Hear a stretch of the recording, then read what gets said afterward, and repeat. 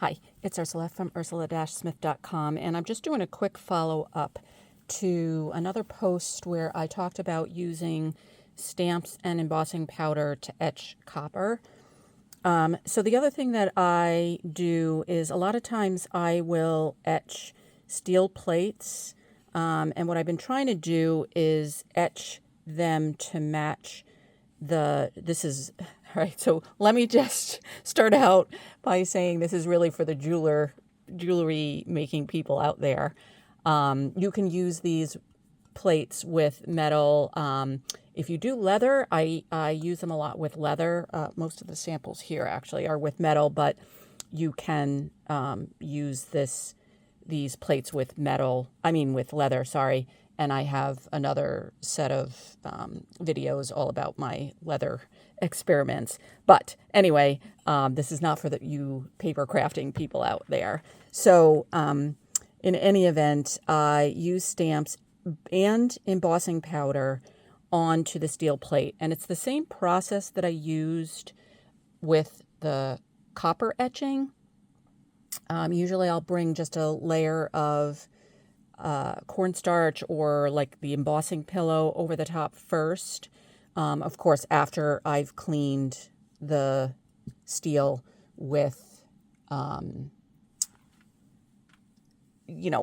acetone or alcohol and a little bit of sanding, and then wipe it down with the alcohol or acetone just to clean the steel and get a good surface to etch on.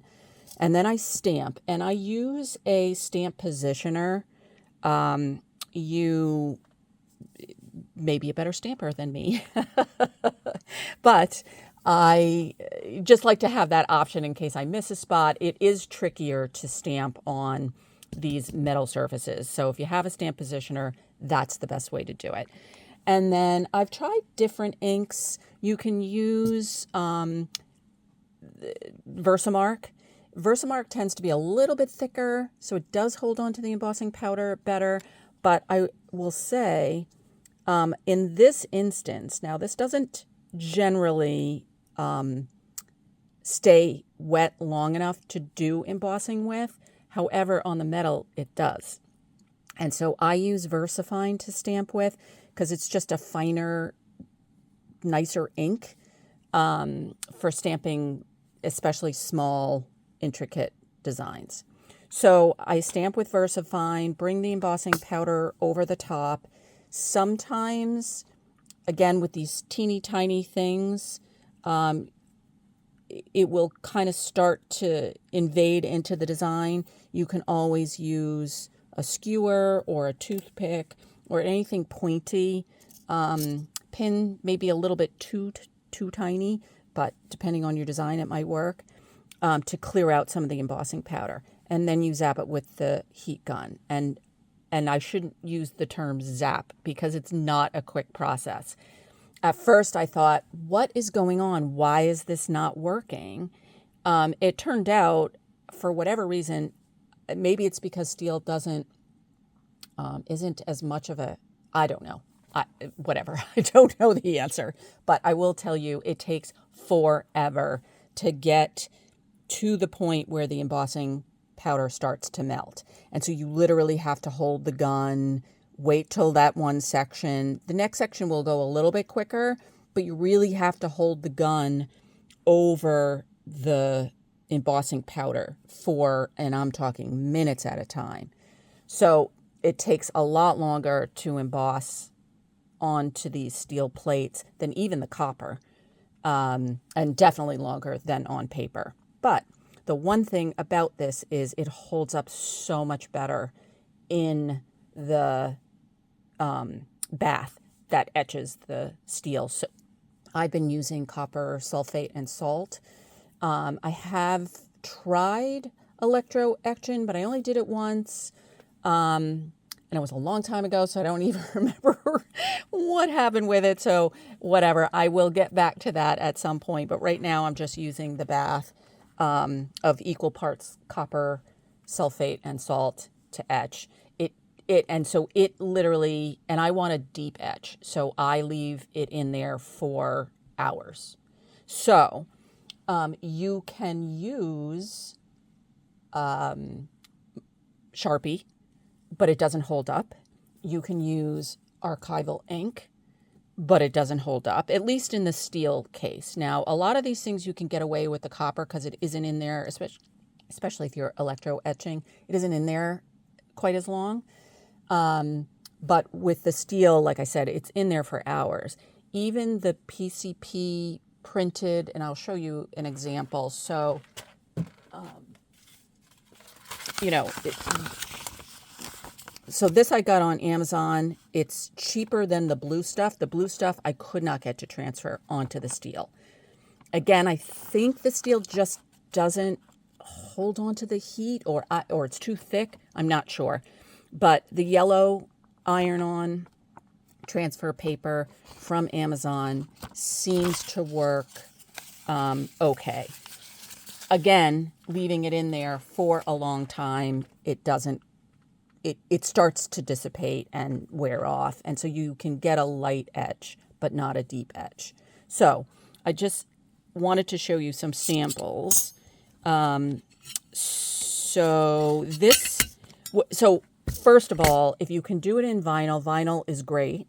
So these are examples where I etched with vinyl. And I like the etching where the impression pops out. And so you kind of make the reverse of, say, if you were just making a stamp to stamp. You have to invert it so whatever is white is black and vice versa. And so in this case, when I go to etch, the part that I stamp or have the vinyl is black. So this part that's raised up is the stamp, or in this case, it's the actual vinyl. So when I'm using vinyl, I just pull the middle part out and then use transfer paper to go ahead and apply what would be the remaining part onto the plate to etch. So this is a sample of vinyl. And I made these designs where the whole middle part connects. So again, I can just peel the whole thing off. Sometimes I take the time to kind of get it going and pull it off with transfer paper so that I can have like kind of the inverse design. But a lot of times I just want it this way. And so that's vinyl. That works great. And especially with bigger designs. When you start getting into little teeny tiny designs, I found that the little hairline, I don't know if this is one of them, but it starts to lift up again in the bath because it stays in there forever. And so sometimes when I start getting into the smaller designs with the finer details, it doesn't work as great. So that's why I started looking into the embossing powder bit again. And before I show you some examples of that, here is the experiment that I did with the PCP paper. And you can see when I first took it out, because I was starting to lose the design, I took it out of the bath and I was like, okay, that is a throwaway. But it turned out it wasn't. So it's still etched, but it's very finely etched, which is still okay. If you're looking to do heavy-duty patinas, these fine etched pieces don't work quite as well. So again, I always like to have my options, and so I like a deeper etch typically, but this is not a throwaway in my book. So you can see I've already cut a shape out of that to make an adjustable ring. Came out really cute. So you can get away with the PCP paper. It just will be a fine etch. And then again, with the vinyl, I would use the vinyl for bigger pieces. So here was one of my first test pieces. So again, this was the embossed, both of these. and this was the PCP paper. So the PCP paper, I can't even tell. I think that's the gingerbread house, actually. You can't even make it out what it is. And then these are, and again, it's really hard to see how deep those etchings go. But I do have a piece of somewhere in here. Oh, there it is. So that's this etch.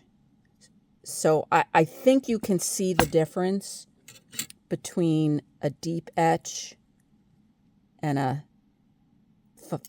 not so deep, finer etch. So this really pops out. So that's what the embossing powder allows you to do. Here's another one. So I have a spoon-shaped die, and I wanted designs that would kind of fit within that shape. And so that's just my little Sitka tree.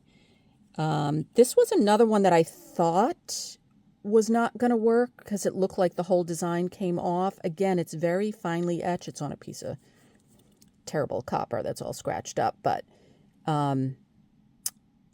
you can make out that it's a cathedral window. So again, if you have the PCP paper and you want to give it a shot and you don't mind the fine etch, go for it. But this is more for people like me that want the deeper etch. So here's some of the other ones that I've made. So this is the one that was on this plate. So this was vinyl. And again, you can see that's a deeper etch. Although I think that other one with the flowers was probably deeper. If I can find it again, I just stuck it down. Let's look at that. So that's vinyl, and that's the embossing powder. So yeah, so that's a super deep. That's what I'm going for. I mean, this is still good. I can still patina that, I think. So, and then one other thing. So when I design here's another one that was etched with the embossing powder. Yeah, nope, that's a different one, but yeah, same deal. So the other thing that I did want to mention, this is a different design, but if you either make your own stamps or have stamps that you bought or have somebody else make you a custom stamp, the other thing you can use this for is if you do anything with polymer clay or metal clay. It's kind of a double duty thing. So that's why a lot of times I do again, because I kind of make my own. So I don't know if you can tell, but these are kind of the inverse of each other. So sometimes I do not just use this one. I'll make both, because now that design I can also use in metal clay. Again, it will give the pressed in appearance, but I can use these for a lot of things. And then a lot of times I'll use the stamps, like I'll make a tag that goes with it depends how much time I have, but I'll make a tag or a card or whatever to go with the jewelry that I've made with that same design. So in any event, I know I said this was going to be short. It's never short, but hopefully I think I've covered everything and won't have an addendum to this one. Thanks for joining me today. See you next time. Okay, I thought I got everything in, but I did forget to mention one thing. So I mentioned that I am now starting to design things to match the shapes that I can cut out using a pancake die. What I didn't mention was this design in particular was for one of the trinket dishes that Potter USA, the dies that Potter USA makes to cut out the shape, and then another die that kind of presses that, the shape to kind of press it in to make the dish. The patterns, however, most of the metal pattern plates that you can purchase, are anywhere between 2 to 2.5 inches. And this is 3.5, I want to say. It's definitely larger than the pattern plates. And so maybe there's a way that you can double roll. I didn't even want to go there, trying to line up on a metal. And then it's hard enough to get imprint into metal without having to do it twice and match things up and whatever. So etching your own steel plates is a great way to use your own designs and make it large enough to cover those bigger dies. The other thing that I didn't mention in this video, but I know I've talked about it before, is, if you don't want to go through all the process of etching, I just do it because I like that deep impression. I don't want to have to be cutting the same design a million times over. But if you're just doing, a few, and you just want, maybe you have a million designs and you want to use just that design a couple of times, you can cut even out of paper. I tend to use the Yupo paper, the plastic paper, and I know I've done videos on this. Cut it. I generally layer 2 to 3 layers, which is also more of a pain. But if you're not going for super deep designs, you can just use a single layer of the Yupo paper. And I'll link to one of those videos at the bottom of this one.